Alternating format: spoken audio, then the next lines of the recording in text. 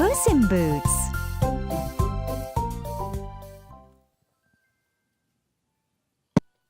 Once upon a time, there was a miller who had 3 sons. They all lived in a small village. The 2 older brothers were very lazy and left all of the hard work to their youngest brother.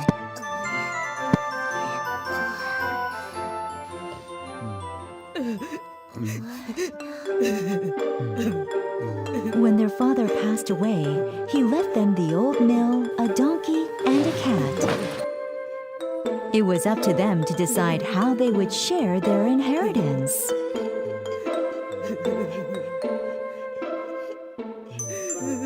When the funeral was over, the older brothers whispered among themselves and made a plan.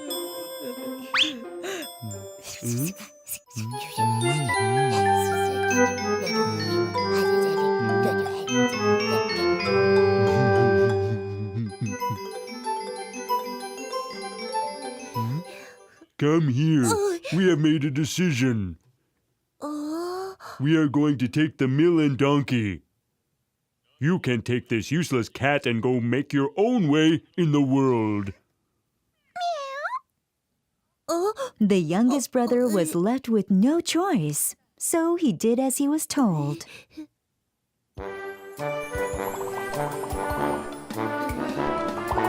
The youngest brother took his cat and some food for the journey and set off down the road.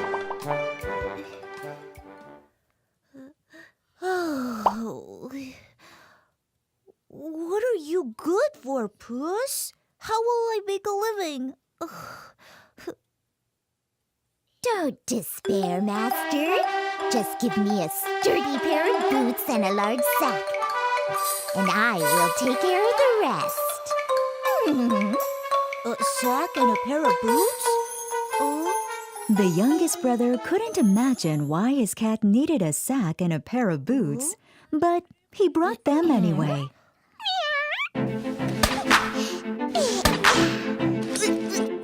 Slipping into the boots, Puss grabbed the sack and ran off into the forest. There, he opened the sack and settled down to wait for a rabbit. Gotcha! Taking the rabbit, Puss ran to the palace to offer it to the king. Your Highness, please accept this humble present from my master, the Marquis of Carabas. Here it is. I will be glad to accept. Please thank the Marquis for me. I will. After that, Puss came to the king every day bringing a new rabbit he had captured. As the rabbits multiplied, the king grew more and more curious about the mysterious Marquis of Carabas. There you go.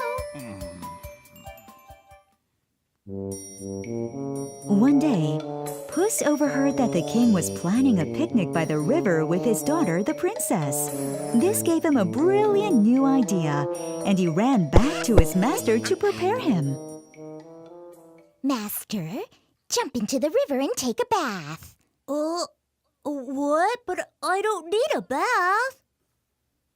Just do as I ask. And I will explain everything later. The youngest brother was confused, but he did as Puss told him.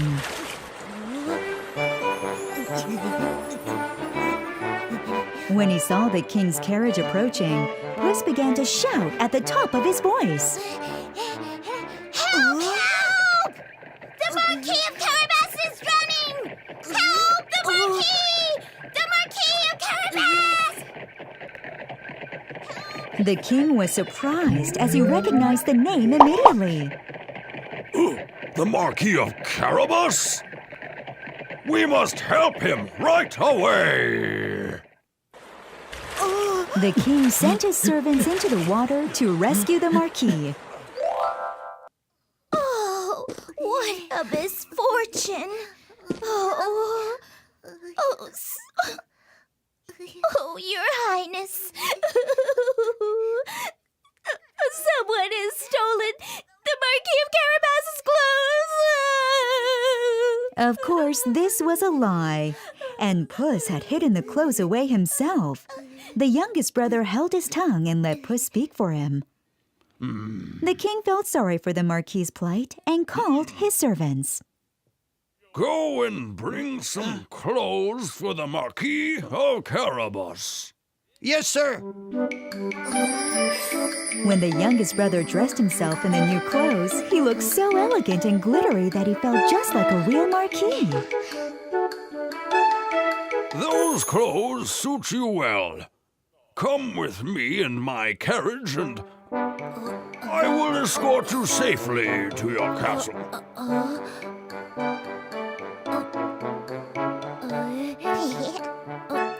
Thank you, Your Highness. Thank you so much.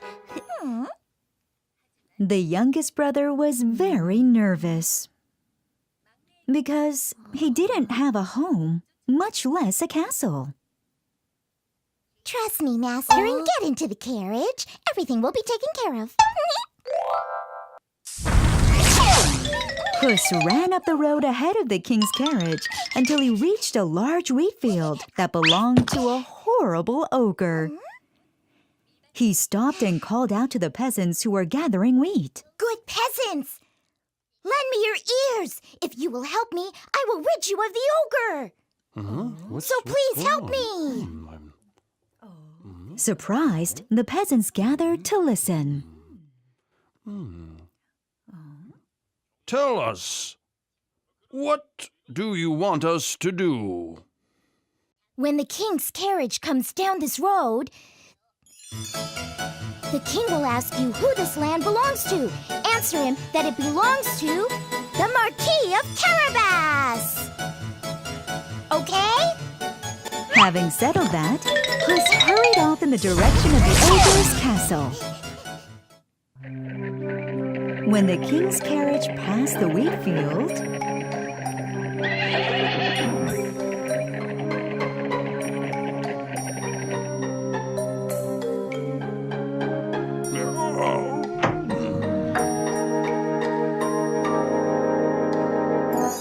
the king got out and asked the peasants, Who does this land belong to? and the peasants responded with one voice. It belongs to the Marquis of Carabas. The king nodded and smiled.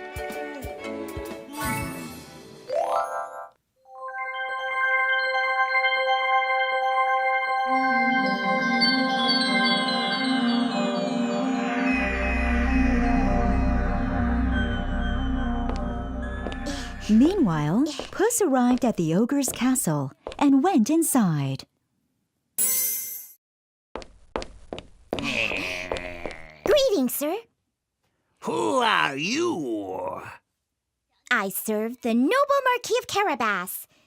He is on his way here, bearing rich gifts for you.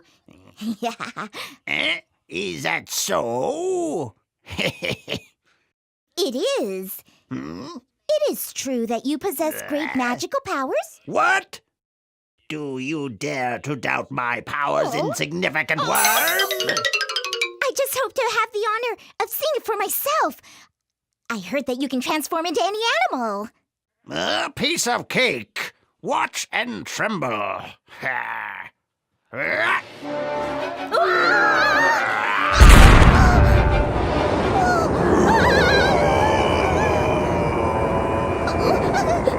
Oh, sir, that is too frightening. Oh.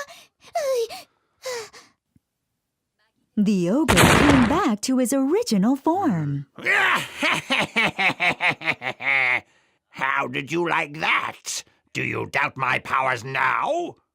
That was very impressive, sir.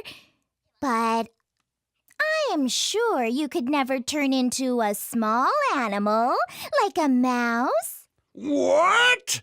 Nothing is impossible for me. What?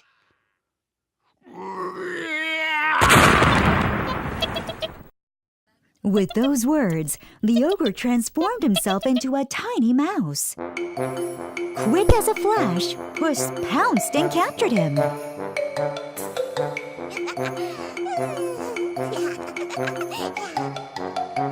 And he popped the mouse into his mouth and swallowed it whole.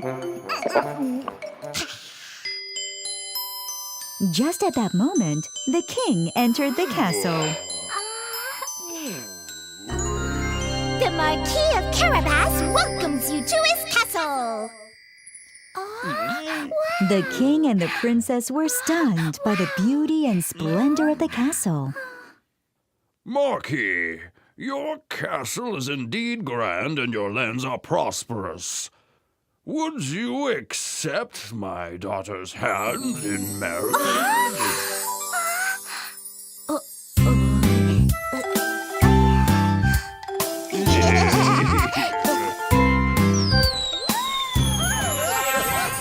The youngest brother and the princess had a magnificent wedding and lived happily ever after in the ogre's beautiful castle. And it's all thanks to me.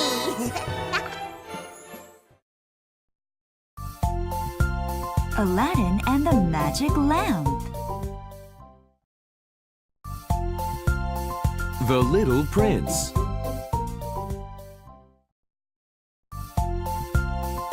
Five peas. A dog of Flanders. The Pied Piper.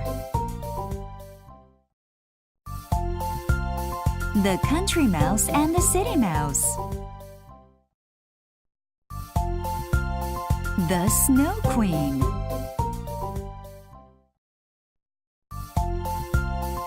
Carrot Head.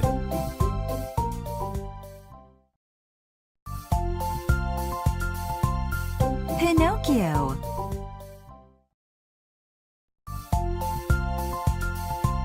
Les Miserables.